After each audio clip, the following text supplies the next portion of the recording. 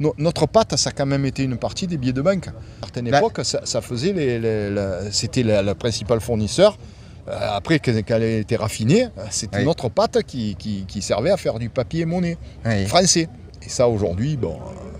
C'est vraiment, on va dire, une fermeture un peu organisée depuis le temps qu'il y a eu... je dirais c'est la chronique d'une mort annoncée. Le projet industriel réel des Chinois, enfin des actionnaires, je dis les Chinois, mais ce sont pas des Chinois, ce sont des Indonésiens au départ, même si les capitaux, c'est très chinois. Oui. Ben, ces gens-là, leur but, il était ouvertement de ne pas rester. Voilà. Depuis le jour où ils sont arrivés. Et donc voilà, c'est vraiment, on va dire, une fermeture un peu organisée depuis le temps qu'il y a eu... je dirais c'est la chronique d'une mort annoncée. Ouais. Cette usine, elle date de 1951. Exactement. Et Saint-Gaudens, 1959. Elle a été aux mains, c'est des Suisses qui ont créé cette usine au départ. Oui. Ensuite, elle a appartenu à des Français, donc, qui s'appelait La Rochette-Sympa. C'était un groupe qui s'appelait La Rochette-Sympa. Et ce groupe, il a été appuyé par des investisseurs qui étaient des investisseurs institutionnels, qui étaient Paribas, qui étaient Crédit Agricole, que le gouvernement obligeait à financer, il l'obligeait à financer la filière industrielle française. Ça a cessé. Voilà.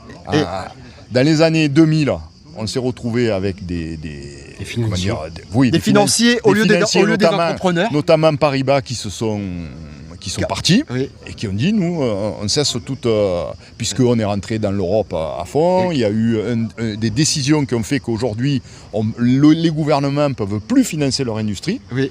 C'est fini, on est dans le privé absolu, donc ils ont vendu l'usine à l'époque à des Canadiens qui eux ont essayé d'avoir un projet industriel.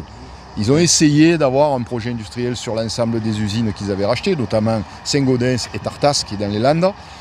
Et ils ont essayé de structurer quelque chose. Mais la France, et là je parle des gouvernements français qui se sont succédés, il n'y a eu aucun écho, aucune prise de conscience. Nous, on est bien placés pour savoir, parce qu'à l'époque, on avait des responsabilités de représentation.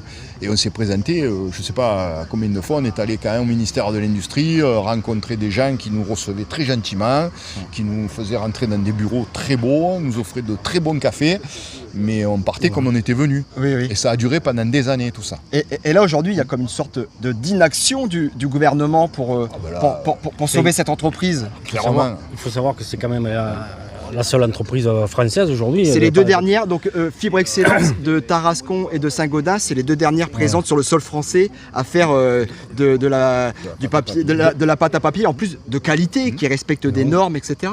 Donc c'est quand même stratégique au niveau du pays, d'autant plus que la pâte à papier, c'est une matière première qui sert dans différentes débouchés et qui peuvent être stratégiques, notamment au niveau militaire, pour la France. Donc on se pose la question, qu'est-ce que ça va devenir? On va être encore dépendant des pays étrangers.